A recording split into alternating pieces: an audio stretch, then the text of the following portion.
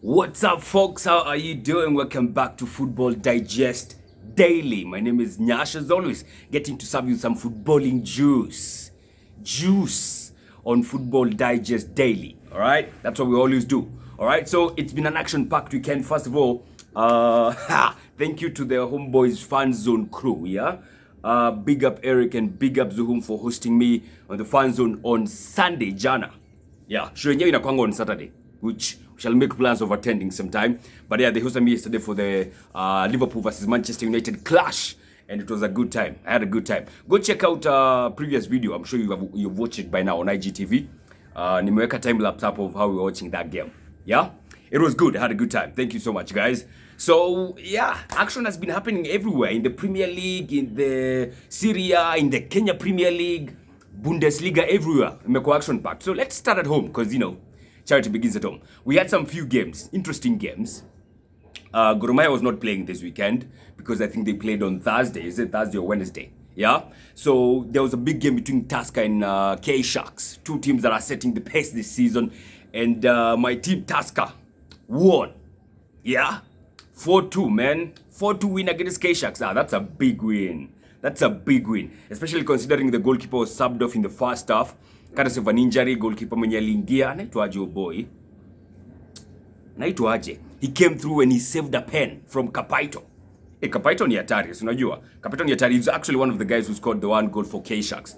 But nevertheless, Tusker won the game for two big wins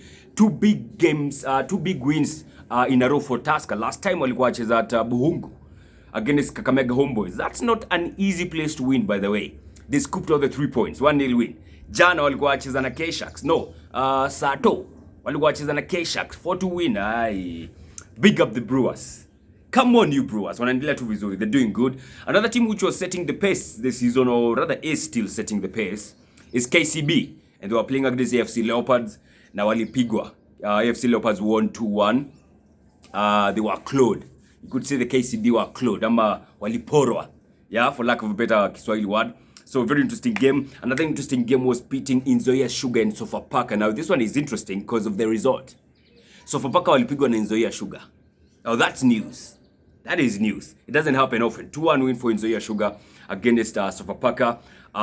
Ulinzi Stars just can't win this time round. Walishikwa draw midweek na Bidco United. This weekend wameshikwa draw tena 1-1 draw na which team was this? Walikuwa wacheza team fulani hapo sikumbuki ni gani.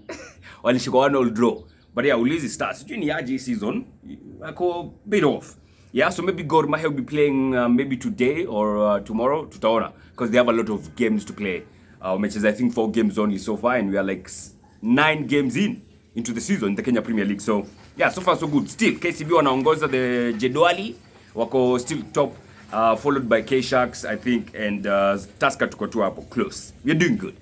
Tusker sahi just win. Okay, kila game unapata win, consistency hapa before we start thinking or before we start having a talk of winning the title. Kwanza tushinde kwanza alafu tujue ni aje. All right? In Serie, there was some crazy action happening, big action happening actually. I would say more action packed than the Premier League. Yeah, because you had some big games. You had Derby d'Italia. That is Inter Milan versus Juventus in Itangwa hivyo. Inter Milan won that game 2-0. They were playing at home. They won 2-0. Big L for Juventus, who are now 5th in the Serie standings. Wako 5th bana. Even though they have 33 points and they have one game in hand of which you feel if they win, they might go all the way to 4th. Yeah, because when you're 4th, ni Roma. Now wako na 34 points na wamecheza 18 games. So you've actually the game in hand, which most probably they will. They will go 4th.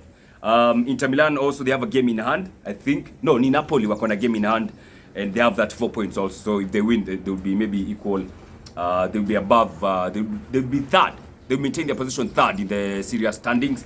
Another big game that was happening is called Della Capitale. Yeah, the battle of the capital. That is Lazio versus Roma. And it was a big game, by the way, because Roma wamekungutwa. Roma walitwa kando wakapigwa viboko. 3-0 win for Lazio, man. Big win. Fantastic goals by Immobile and Luis Alberto. Jamaa alifunga bao kali sana. He actually scored a brace. Yeah, so Della Capitale went to Lazio, and they won the bragging rights. Yes. Then the other game was Napoli against Fiorentina. Fiorentina. Leo ni aje bana. Napoli against Fiorentina, they won that game 6-0. Big win, man. Jana, your game in Senior ametesa mbaya. Big win for Napoli, of course. If they don't know, they are still, I think they're second in the Serie standings. Yeah, they're still second. So, yeah, big games happening in Serie this time around. In La Liga, we had a small issue of the Spanish Super Cup final, which was a roller coaster and a thriller. Barcelona scored first, Athletic Bilbao equalized. Barcelona kafunga 2-1, Athletic Bilbao equalized tena. And then they went all the way to extra time. And actually, they had a goal disallowed by the just before they scored the second equalizer. They had a goal disallowed for offside. So Barcelona akona some issues to do. They got some rebuilding to do. Koman akona kazi. Defense issues hapo, you feel like they could do better. Some better defenders. Maybe Piqué, of course, maybe Piqué, I think, in the twilight of his career. So he's not a guy they can totally rely on. The only decent defender they have there, you'd say, is Lenglet. Yeah, I think he's the only decent guy they have there who could say, maybe you are gonna some future there. But yeah, I expect them to do some rebuilding over the summer in terms of buying, especially center backs. And of course, Messi will be leaving, so they'll be busy like crazy. So they lost the Spanish Super Cup in the extra time. Inaki Williams with a heck of a banger. Hey yo, Inaki Williams ilikuwa kali, man. Ilikuwa dope, si uongo. Ilikuwa dope. So that was the only issue that was happening in La Liga this time around. In Bundesliga, we had on one talking point. Luka Jovic, like I said, he went back to Eintracht Frankfurt. Yeah, and he was playing yesterday. He made his debut and he banged the brace on his second appearance, or the second debut, you would say, for Frankfurt. They won 3-1 against Schalke. And he was doing that actually as they were bidding goodbye to their captain. I think their captain is going to be retiring now, and he's going to be going back to Argentina to, to Tulia huko na rest with the family and stuff. So yeah, it's good to have Luka Jovic back for Frankfurt. They would be very much happy with his coming back, and he scored 2 goals, more than he has ever done in his 18 months in Real Madrid. In 18 months, hajafunga more than 2 goals. Okay, Jovic, when he was at Madrid, he never scored more than 2 goals at Real Madrid. So yeah, I'm sure he's happy to be back in Germany. He's definitely happy to be back. So that's all that was happening that is worth talking about. Then the Premier League now, yeah? Of course, we had the big game between Liverpool and Manchester United. Liverpool were held to a 0-0 draw. They have not scored any single goal in the Premier League this year. Keep that in mind. They have not won in their last 4 games in the Premier League this season. Their last 4 games zote ni wamepigwa draw. I think draw 3 na loss moja against Southampton.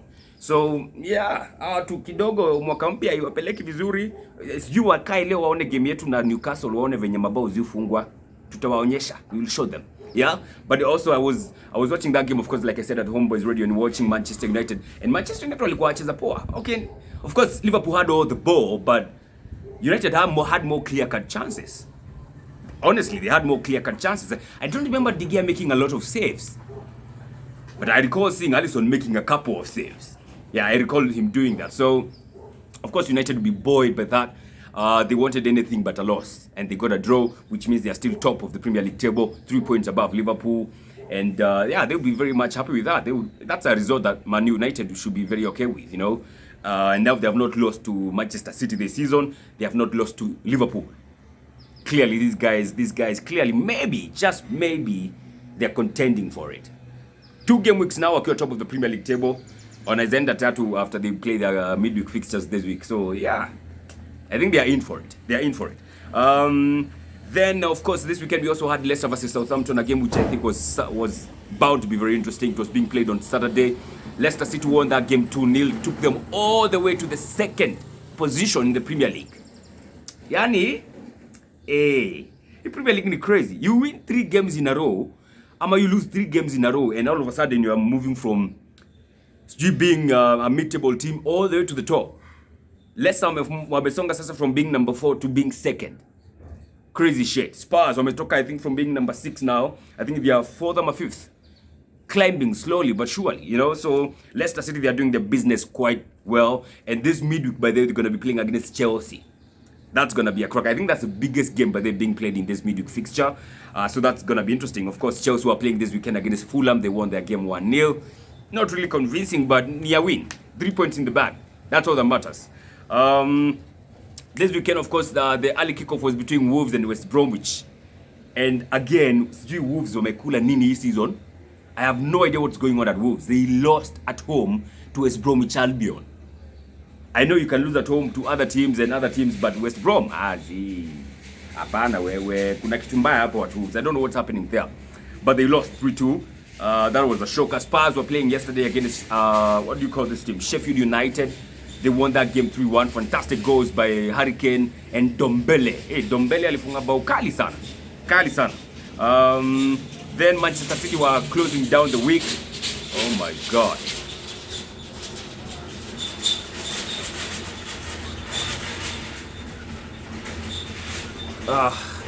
Manchester City ndio walikuwa wanafunga chapter jana.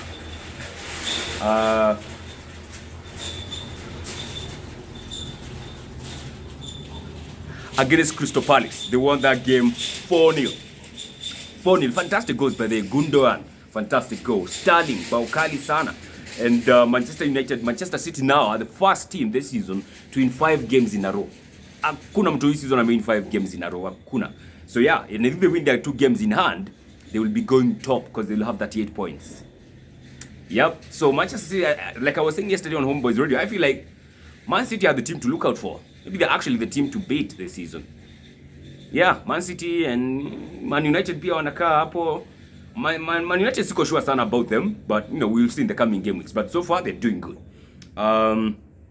Yeah, so they will go top if they win their next 2 games in hand. That is Manchester City. Then of course kuna issue at transfers, of which Ozil has finally sealed his move to Fenerbahce. I expect that deal to be announced this week. Tumeona all the pictures man doing rounds of him. And by the way, hii time round ndio eventually after ametoka Arsenal ndio ameamua kutuonyesha mtoto wake. Tumeona sura ya mtoto na kanamka. Yo, the daughter look exactly like the father. Yeah? And Mandem has now left Arsenal after 7 years. You know what? I feel bad how this thing ended, you know, to do with Ozil at Arsenal. Because I was super elated when we signed him. Nilikuwa excited mbaya. But then ikafika mahali ikakuwa Ozil has back problems. Ozil hakimbii sana. And you could see he's not running, you know, he's not making those runs. Amecriticizwa sana over the last couple of years at Arsenal, which is a pity really. But for me, I will never forget the goal he scored against Lula Jovic. That for me is forever etched in my mind. Niliona hiyo game Kakamega Place inaitwa Malemba. Hiyo bao sijaisahau. Ilikuwa dope. It has to be hands down his best goal at Arsenal. It has to be. So I got fond memories of Ozil for sure. And I wish him all the best in his new endeavors. And now all eyes are on Edu and Arteta. Now Ozil is off, right? Now who the hell are you gonna bring in as the replacement? Hiyo tutaangalia, tutaikagua, tutaiangalia na macho yetu yote. Tungekuwa na macho 4 hata tungeangalia na macho 4 sasa, but we just have 2 eyes. So we're gonna be checking out who we're gonna be bringing in as a replacement. I expect us to bring a proper quality signing. Nothing more, nothing less.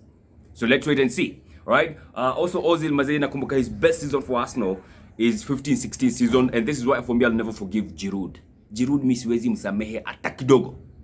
In 15-16 season by deck, I think Ozil had 15 assists in the Premier League.